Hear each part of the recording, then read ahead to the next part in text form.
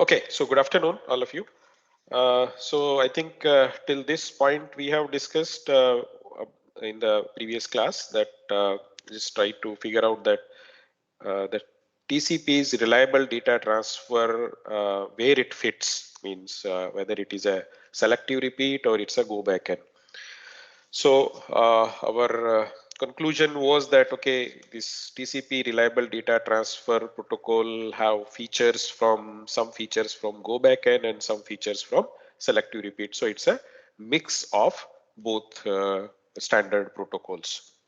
So now to get more clarity on that, we will understand with the help of one example that how the in a different situations TCP receiver respond. So let us consider this example. Let me start this thing. Okay. Yeah. So let us say this is the receiver's buffer state is there, right?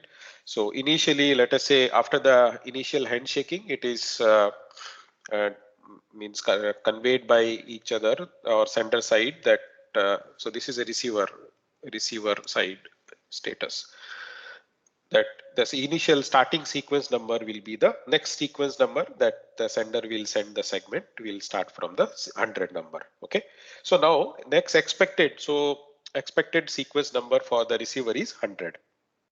Now let us say at a receiver side this event occurs. So what is the event? The event is that the receiver have received the a segment with sequence number 100, and let us say its length is 200 bytes, right? So this segment, so event is basically that receiver received a segment, and that segment has these things. Starting sequence number is 100 and it has a 200 bytes. So once it receives this, then what action it will take? Receiver in this case, what action it will take? So the action will be the receiver will so first of all in its buffer, okay, this will be like means just for a, I'm just creating this for our understanding purpose. Basically receiver is not going to do all these things, but yeah, it will just mark it that okay, this segment have been received. So not 200, it is it will be so 100 to 200 length. So what will be the sequence number here? This will be 299. So 100 to 299 sequence number, that bytes have been successfully received. So now the next expected byte is for the receiver is 300, right? So next segment is supposed to start from 300, but we'll see that what will happen. So now after that, so after receiving this, the receiver will not send the acknowledgement immediately. So means if it is a next expected byte, if receive a segment with the starting sequence number is equal to the next expected byte, a receiver receives, then and there is no pending acknowledgement. So in that case, the acknowledgement is delayed by the receiver. So in this case, the ACK is delayed. I'll tell you that you will understand once let me complete the next steps, then you will understand why it is delayed. ACK is delayed, and this delay is usually means vary from the implementation to implementation. TCP implementation like in a Linux or maybe a different implementation or in operating system wise, it varies, but it can be from starting from 500 millisecond. So it can be maximum up to 500 millisecond. That's usually in implementations are there. It can be 200, 300, maximum it can go 500 millisecond. Now, this is the first thing. So after that, let us say there is another segment received with the sequence number starting 300. Okay. So this and its length is again, let us say, so 200 bytes. So the sequence number are there in 300 to 499 bytes. In this range, bytes are received. So now at this state at the receiver side, what is that? It is receiving 300. That is a next expected byte only, and there is already one one acknowledgement is one segment acknowledgement is pending. Which segment? That segment which started from 100 to 299. So within a 500 millisecond or within whatever the delay is, you can say implemented the delay time. Within that, if the new segment in order segment received, then immediately acknowledgement will be sent. So the action taken by the receiver will be immediately sends the ACK, and that ACK is cumulative ACK. Cumulative ACK. So what ACK it will send it? So this is a 200. So this segment is up to 499, right? And next expected byte is 500 onwards. Now it is expecting. So the ACK that it will send is that ACK number will be ACK 500. So it will send this after receiving this. Now let us say third event occur at the receiver, that it is receiving a segment whose sequence number is starting from 900, means a out of order segment is received. So this is out of order segment is received. Out of order segment is received. And this out of order segment, basically it is a so it is out of order means it is its sequence number is starting sequence number is higher than the expected sequence number. So basically a gap is detected.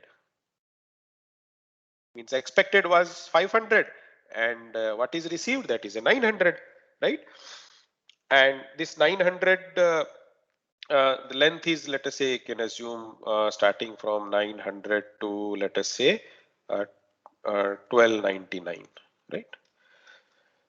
So then in this case, what action that receiver will take, that action will be immediately it will send the duplicate acknowledgement. So immediately a duplicate acknowledgement will be sent.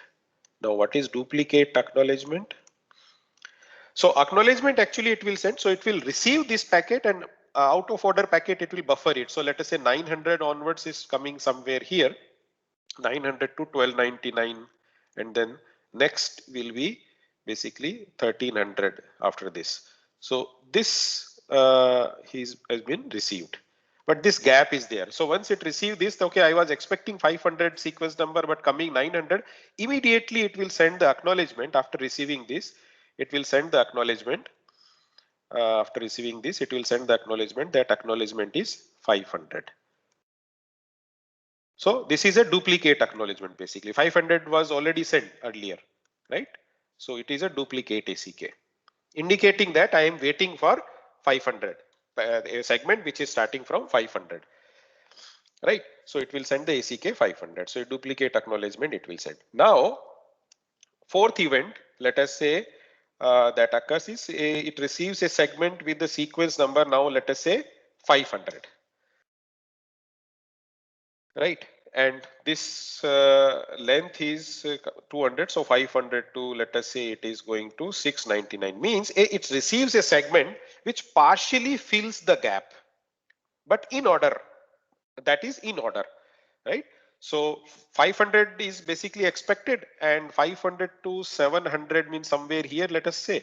So 500 to 7 here it receives, so it partially filling the gap, not still one more gap is there, means 200 bytes are there, 500 to 700 699, so 7 to 899, 200 bytes gap is still there, this gap is there.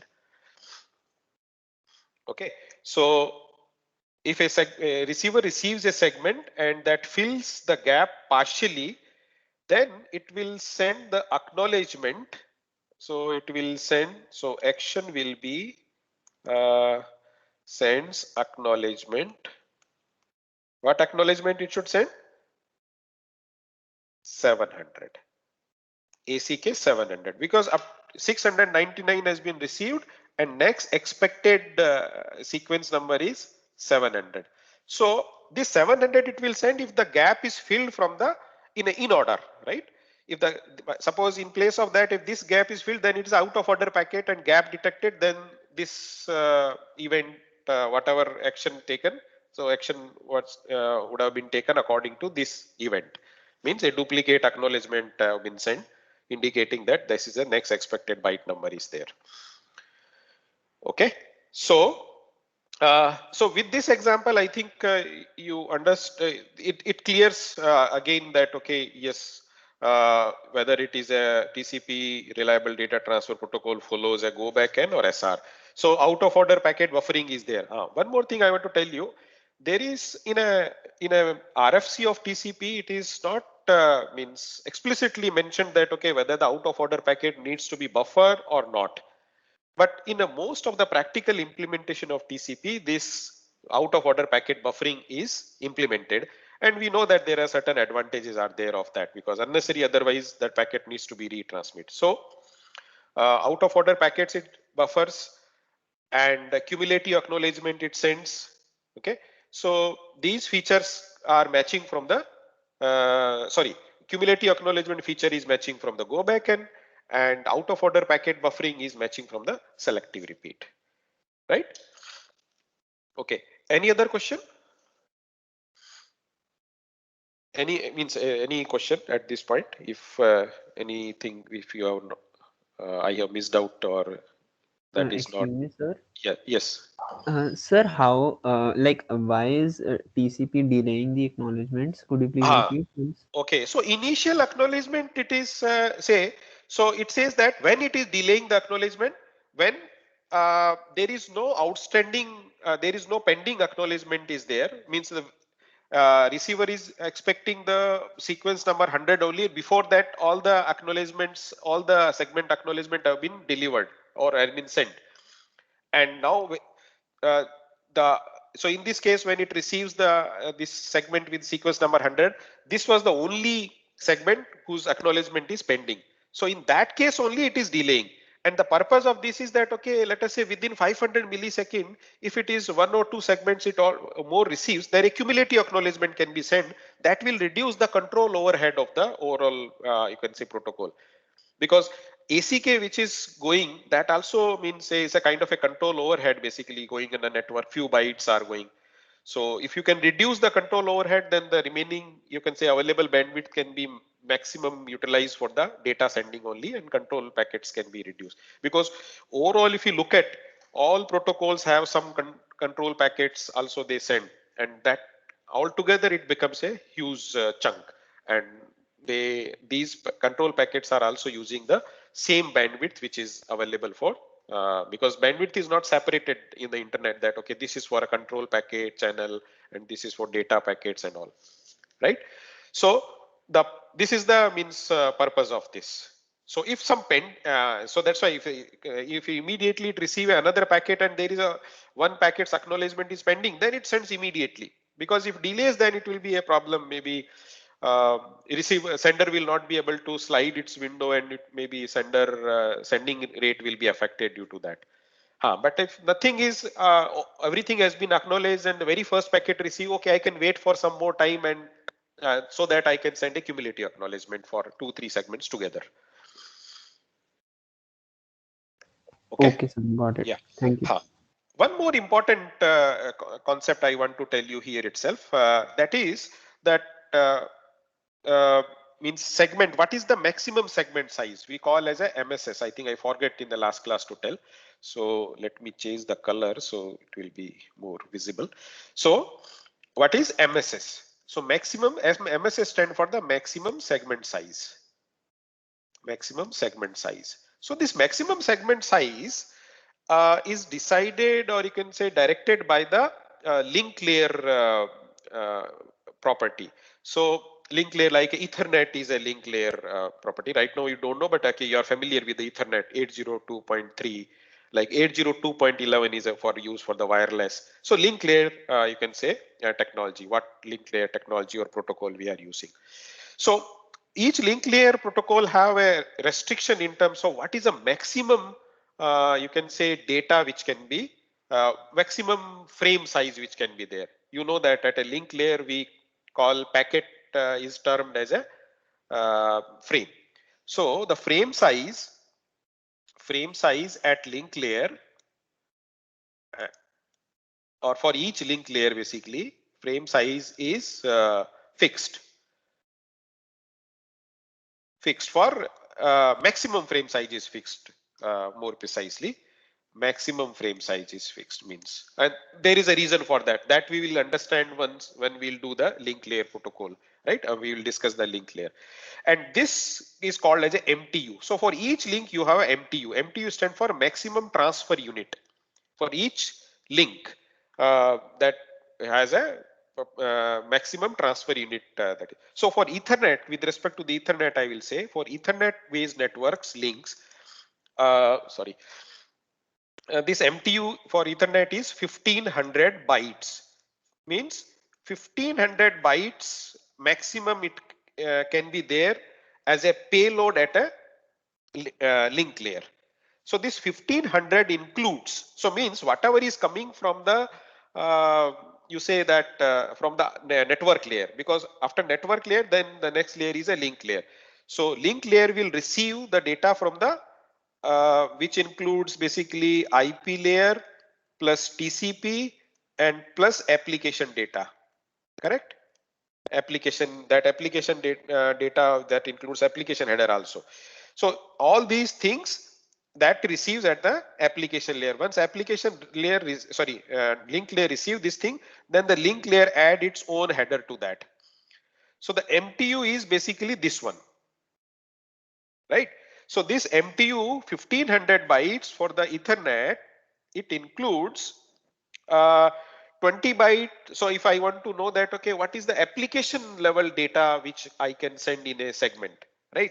So that will be 1460 plus 20 byte TCP compulsory header is there, assuming that there is no option fields are used, and 20 byte IP layer header. We'll see in the network layer or IP layer also, we'll see that a header size is also 20 bytes. So this 20 byte is a, you can say, network layer or IP layer header. 20 byte is for TCP header. This is a header, right? So how much data is left?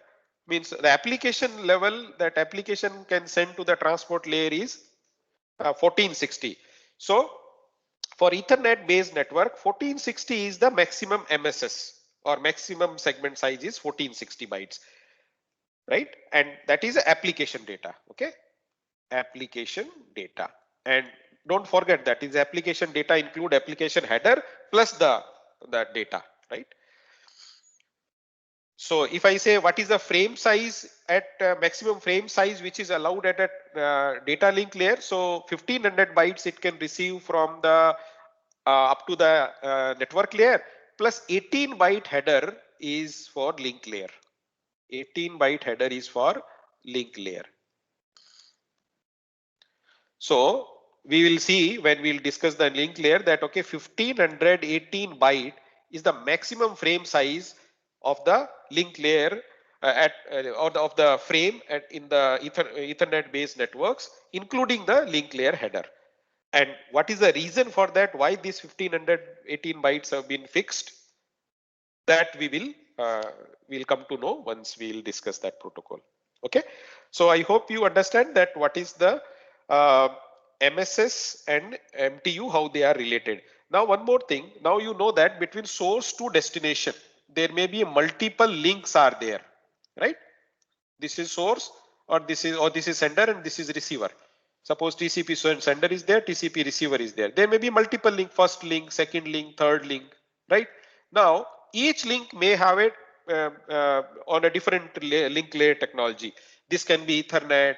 This can be maybe okay. This can be again, let us say Ethernet. This can be wireless, right? Or maybe some other technology, link layer technology can be Zigbee based also. Zigbee link can be there. Okay, satellite link can be there. So every link have, as I said, MTU is there. So these links have between the sender to receiver, maybe multiple links are there. Each link have its own MTU. Now suppose the sender needs to send a segment. Now Ethernet have 1500 bytes, payload can be there, this 1500 bytes, and wireless have something less, something around 572, okay, need to be cross-checked.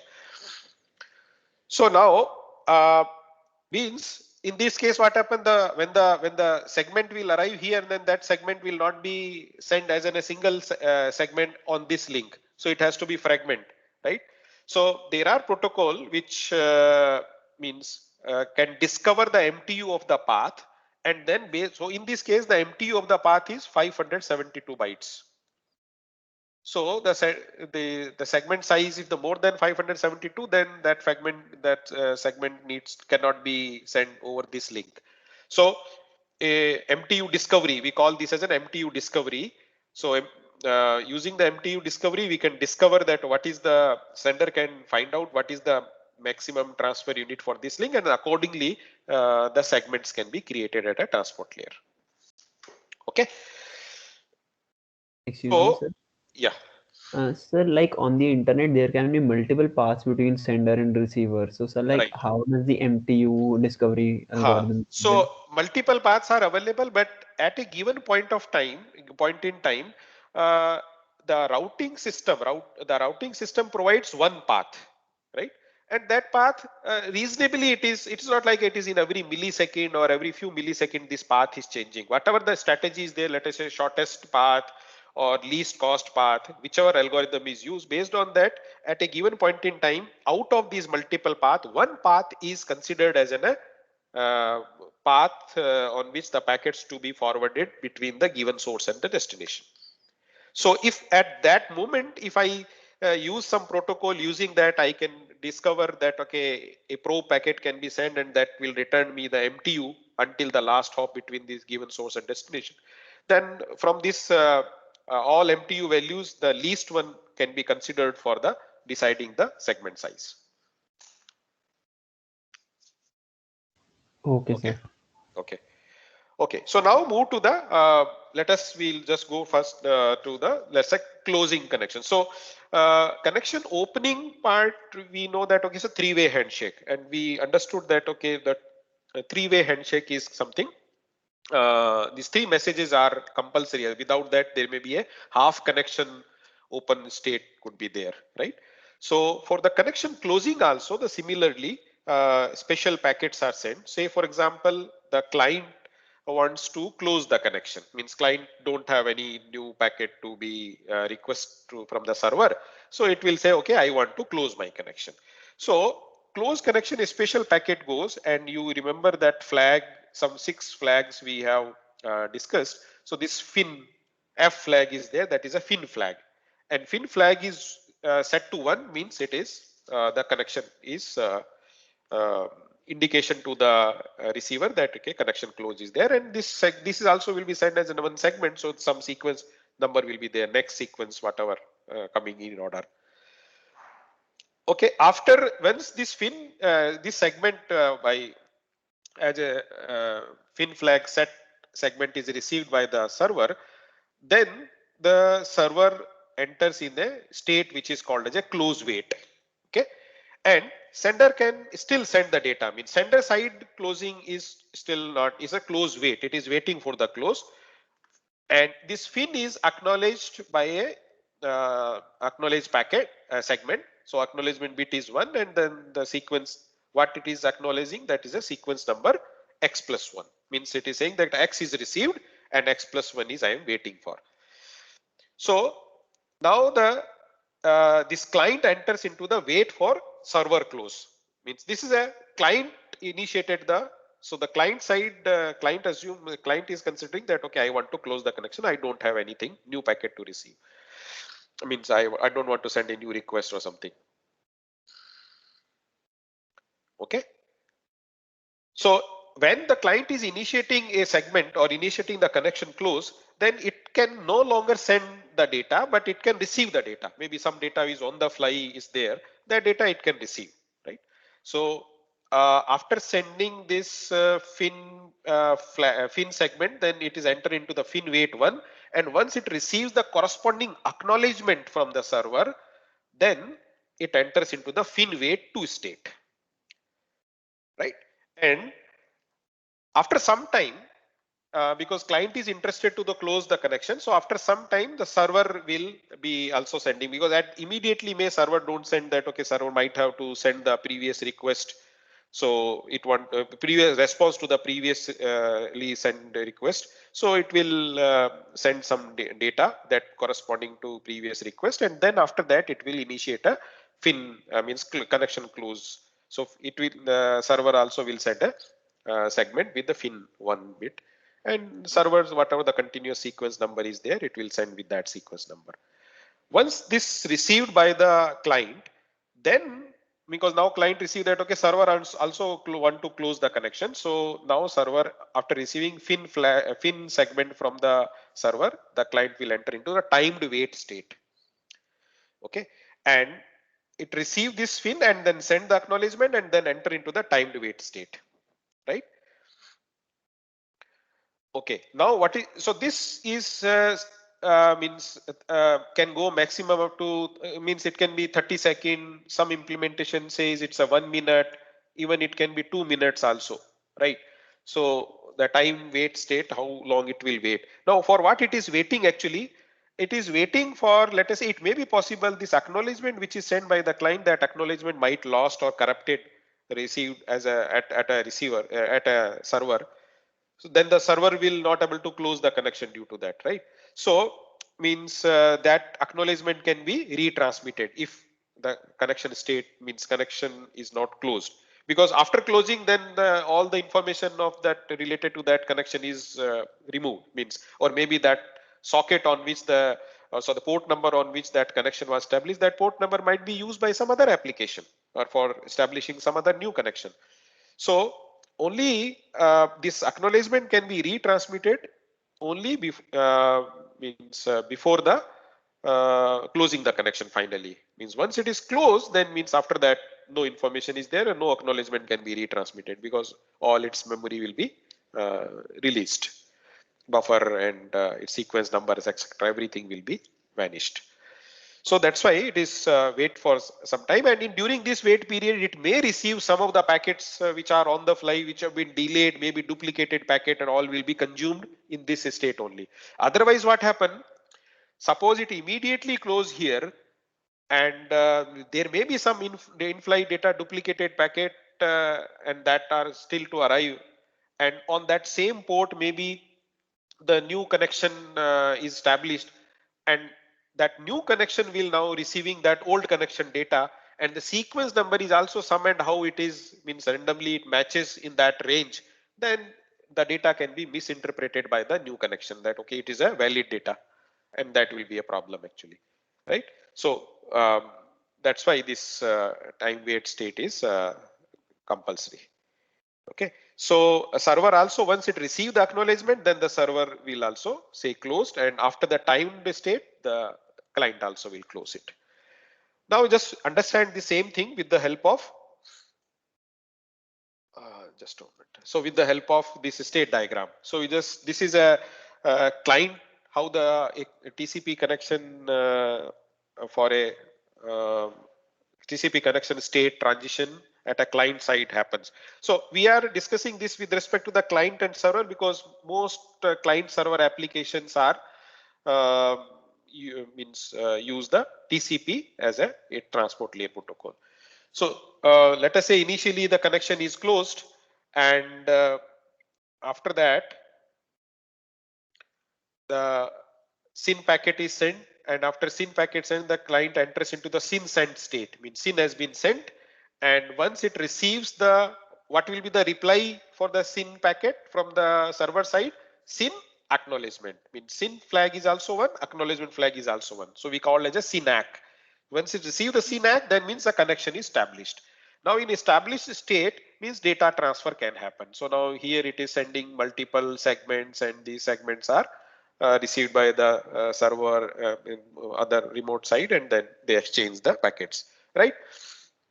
Now after once the data is transferred, then let's say client take a call that okay, now I want to close the connection, I don't have anything to request more from the server side, then it will send the fin packet and wait enter into the fin wait state.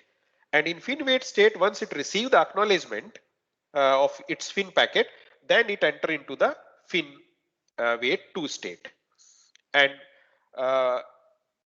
in fin wait 2 state, so now fin wait 2 state, it is there and it is waiting for the fin packet from the server side.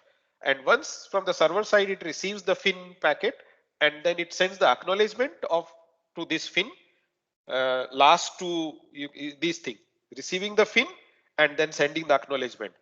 After, so it transit from the fin wait state to time wait state, right?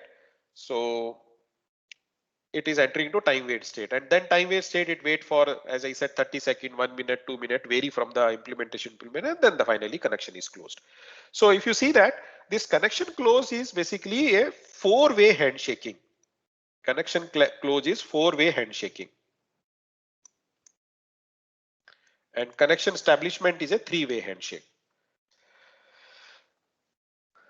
Now let's look at quickly this server side, how the state transition happens. So initially it is closed. Server is always listening on some welcome port, right?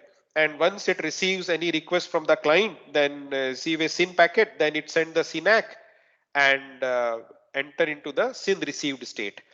And in the SYN received state, once it receives that the third, you can say third handshake packet that is receiving acknowledgement, then the connection is established. Now in established connection, then data transfer happens as it happens in the client side as well. And now at this state, let us say it receives any fin packet from the other side, then means the other side want to close the connection. So the client side closing, so it enter into the close wait. And then server also send its fin packet and then wait for the last acknowledgement which is supposed to come from the client side.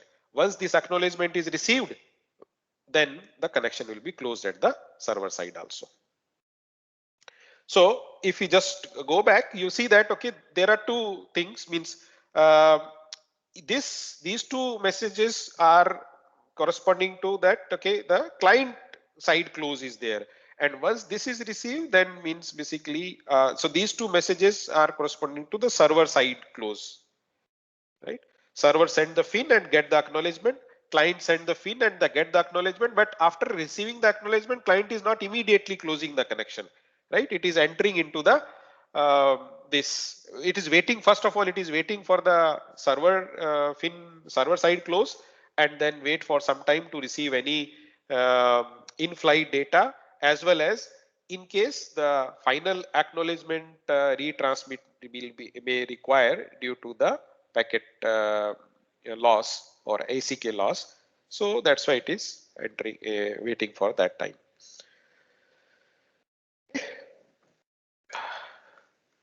Can we move to the next slide, or do you have any question? Sir, why doesn't the server enter into timed wait state? Server, because see, mostly in a client server applications, what happen, client is requesting some data, correct? And with respect to that request, server may have to send multiple, you can say, segments, right? So let's say HTTP GET request is there, it's for a just, then corresponding to this GET request, there may be server is sending maybe a large file, and that is fragmented into multiple segments. So so in that case, there may be some so a client side, if you look at just a client, means client may receive some of the old packets, that possibility is there, but server is that possibility is not there at a server side, right? Because when the client initiate the close connection, means now client knows that, okay, I have received everything that I'm supposed to receive, right? So there is nothing will coming after that, nothing will come from the client side, right? Only that possibility is there, maybe from the server side some old data may be still on the way, which is coming. So for that's why that client is entering into the time wait state. So in that portion, it can means receive in that time duration, it can receive any such data. Also, other thing is that it is because final acknowledgement. This acknowledgement also the client needs to retransmit. Right. So for that acknowledgement also, it cannot immediately close the connection here itself. We close the connection and this ACK is suppose not received by the receiver, server, then the server will be just waiting for that acknowledgement and server connection is not closed actually. So it's a half close situation will be there. Right.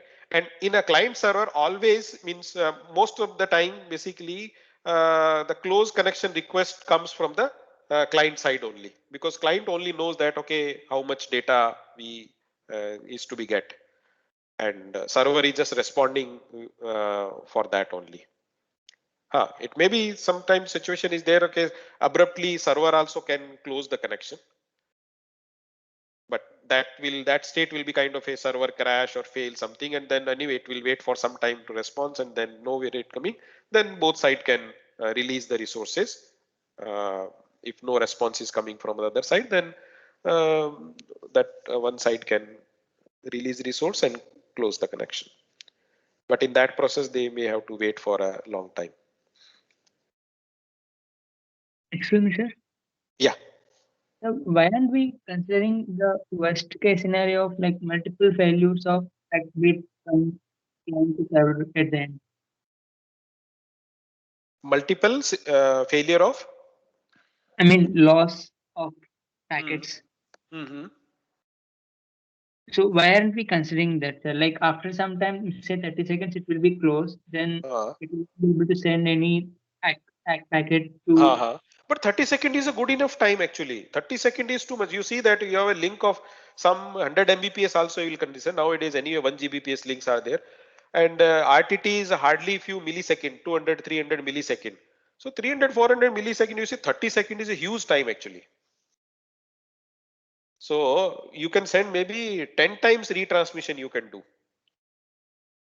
Not Okay. 10. Yeah.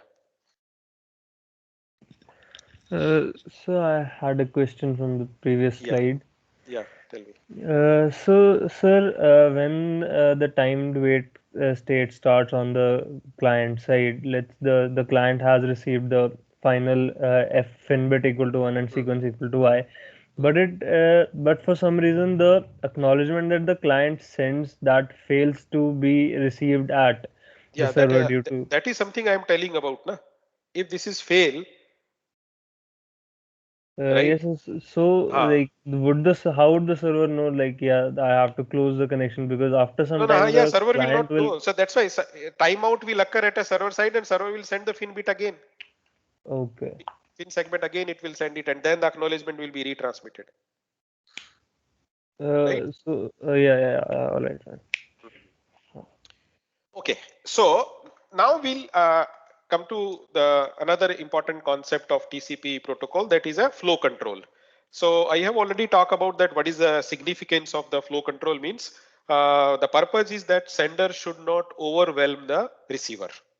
So because we know that at a receiver side, whosoever is receiving the data, both bidirectional communications, both are receiving basically. So you can understand in any context. So I just say that, okay, one is sender and one is a receiver. So when the receiver is receiving the data, the receiver always keep a buffer, right? Some bytes, some memory, you can say small memory. At any given point in time means there may be some, so this data from this buffer is consumed by the application. So maybe that application process which is there here, that application process is slow, maybe the processor is slow, maybe multiple applications are running, so that's why this machine is slow. It can be any reason. Due to any reason, there may be possibility that this application is consuming data very slow from the transport buffer. So maybe that means at a given point of time, out of the total receive buffer is there, this amount of these many bytes are still occupies the buffer, right? So available buffer is this much only. Free buffer space in which the new data can be received is this much only. If the sender will send more than in a given RTT, if he'll send more than this data, then that data will be overflow and will be lost, and that needs to be retransmitted. And that's a a huge burden in the case, because data has been successfully received, and after that at a receiver only it is due to overflow it is lost, and that's associate more penalty, because all the way all resources, network resources have been used, reached the data, and then we have lost the data. So that should not happen. So this is one of the key feature of the reliability, any protocol reliable.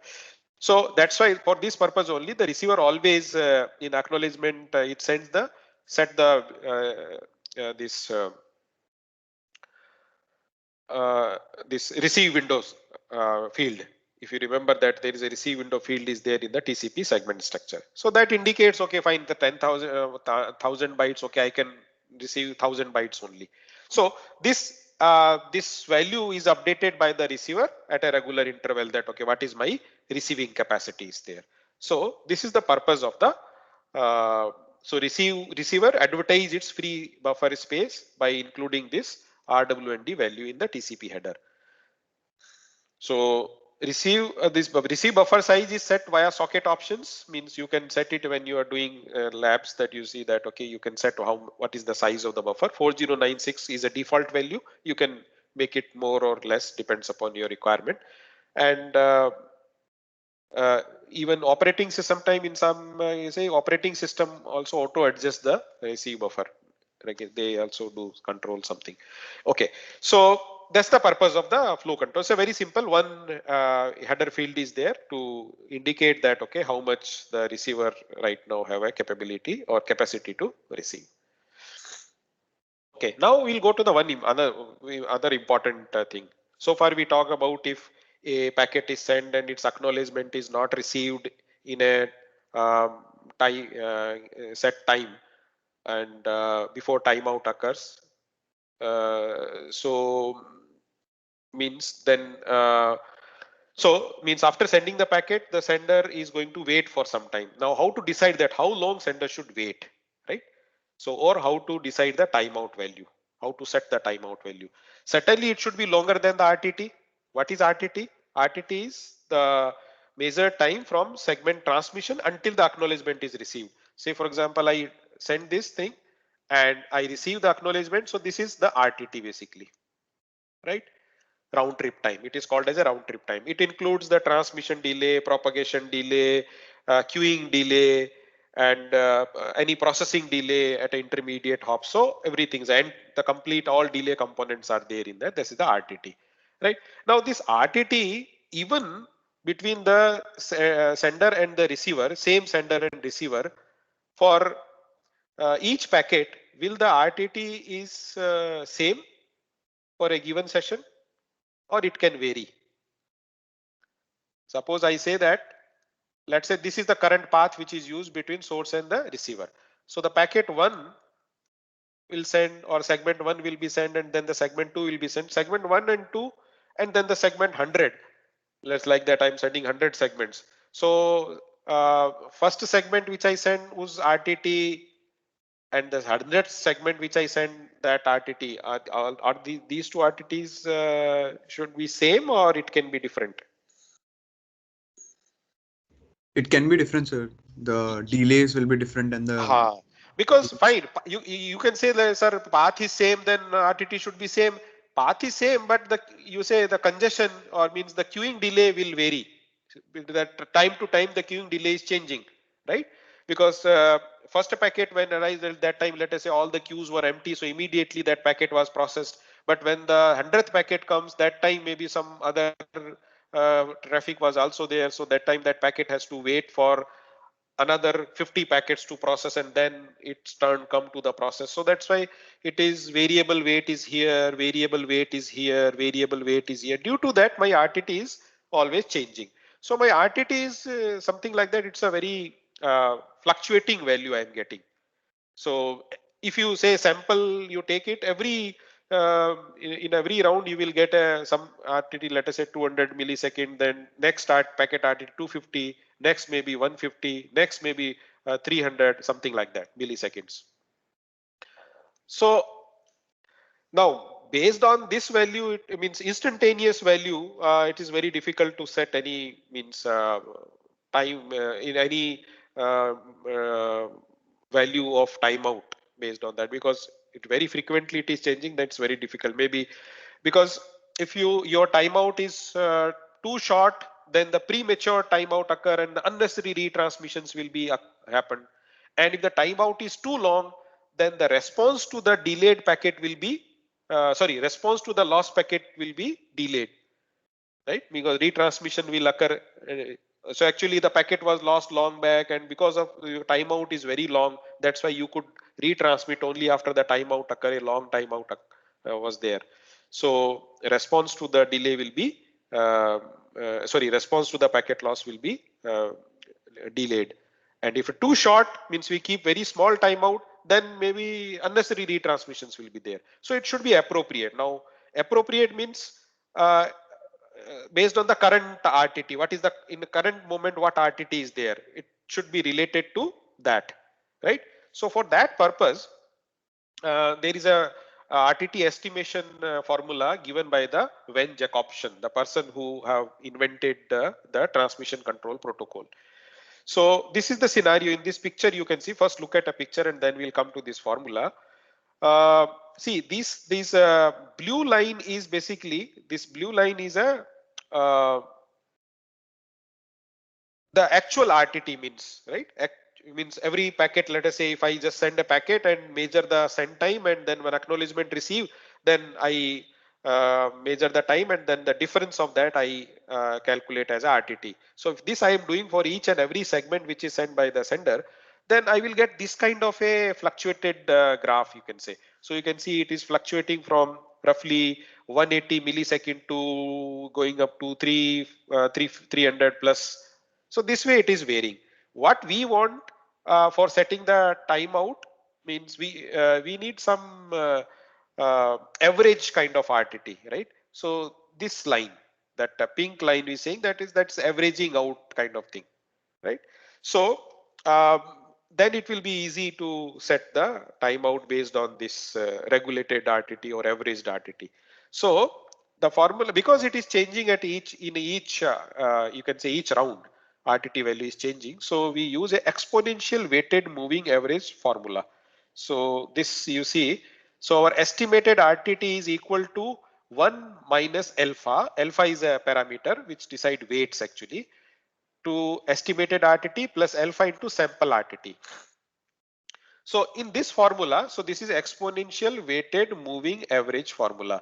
So in this formula, the influence of, if you just closely look at this formula, influence of past sample decreases exponentially fast. Means you are giving some weightage to the old samples and some weightage to the current samples. Current samples, obviously you need to give the more weightage, because that tells the current state of the network, basically what is the current RTT, right?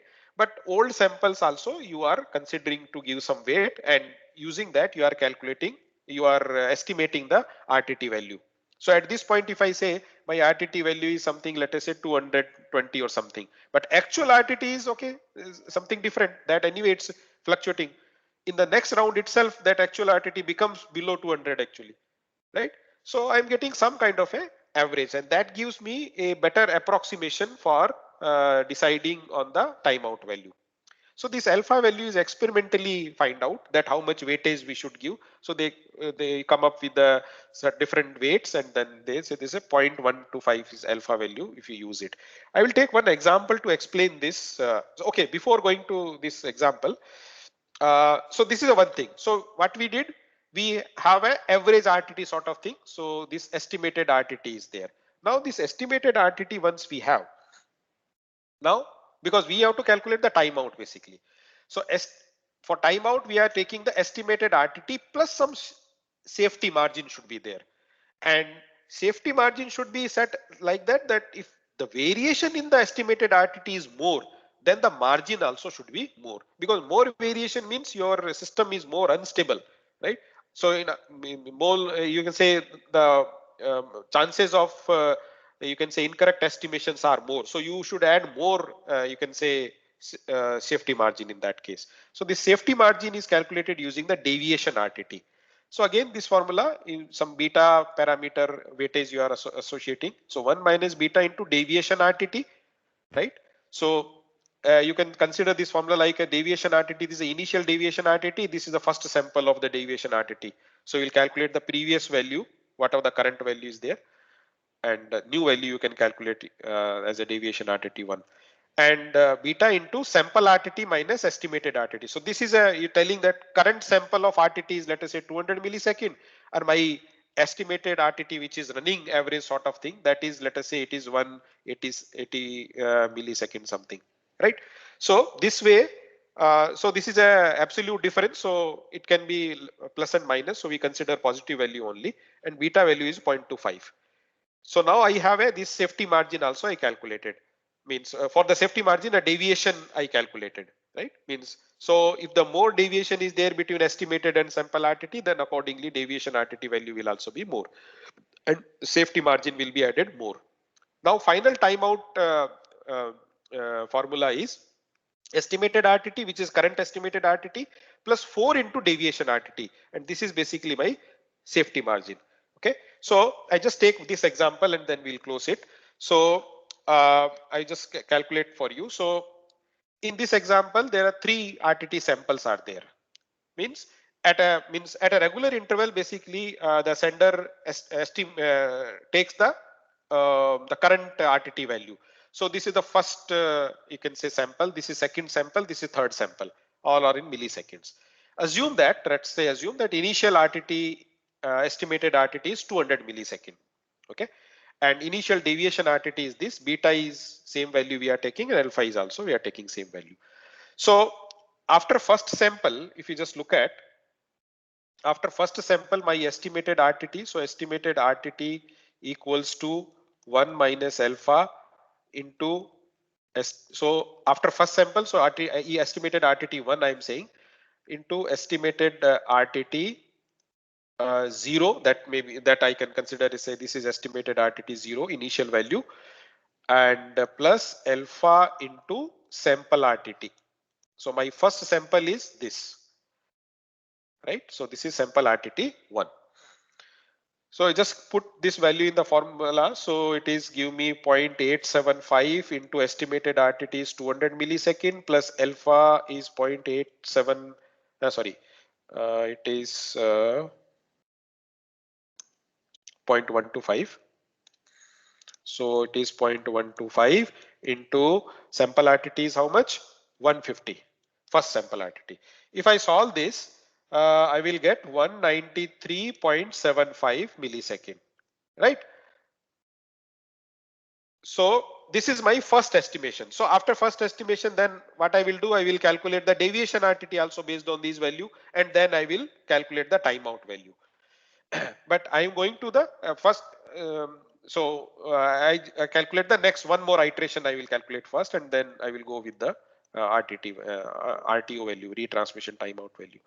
So for second, what will be my formula? 1 minus alpha estimated RTT 1, because now this is the current you can say estimated RTT, plus 0.125 I say alpha into sample RTT. Now my next sample RTT is this one 2. So this is SRTT1, this is SRTT2, this is SRTT3. So quickly if I calculate 1 minus alpha again 0.875 into estimated RTT is this one.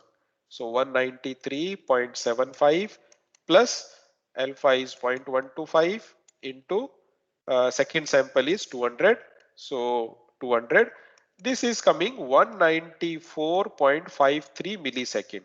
So you can see my estimated RTT is not suddenly changing. Although my samples, the difference in the samples is 50 millisecond. But the change in the estimated RTT is regulated actually. And that's the reason why you can see here I am getting a smooth curve as compared to this fluctuated curve of this actual RTTs, right? And that give me more stable retransmission timeout value, right? So like that I can calculate for the third sample also, and then so after first sample, let us say now I want to calculate the deviation RTT also. So with the using that formula, if you will calculate the deviation RTT1, so I'm directly just my calculated value I am just using 48.43, right, millisecond. What values I have? 1 minus beta into deviation RTT plus beta into sample RTT and estimated RTT difference.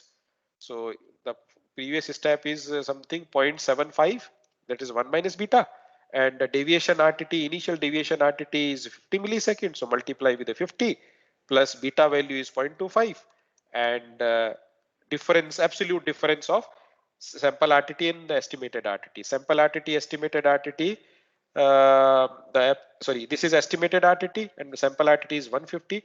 So the absolute difference is 43.75. This I calculated, then I will get a deviation RTT 48.3.